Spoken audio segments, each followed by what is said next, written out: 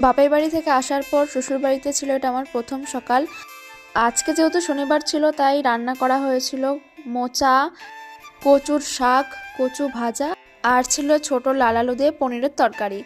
বর যেহেতু কোচবিহার থেকে আজকে সকালে বাড়িতে এসছে তাই আমরা সন্ধ্যের দিকে একটু বেরিয়েছিলাম ঘুরতে। তো আমরা গেছিলাম দত্তফুলিয়ায়। তো এই জায়গাটা অনেকেই চেনো, এটা দত্তফুলিয়ার একটা ফেমাস জায়গা যেখানে ফাস্টফুড পাওয়া যায় আর খাবারগুলো কিন্তু খুবই দারুণ খেতে। আমরা প্রথমে নিয়েছিলাম 2 প্লেট ঘুগনি, যার দাম নিয়েছিল 20 টাকা। তারপর এখান থেকে আমরা দই ফুচকা খেয়েছিলাম। এখানে আসলে দই ফুচকাটা আমি ট্রাই করি, খুবই ভালো লাগে খেতে। আর শেষে খেয়েছিলাম জল ফুচকা। আজকে কিন্তু ভিড়টা ভালোই ছিল, যেহেতু আজকে ছিল ঈদ।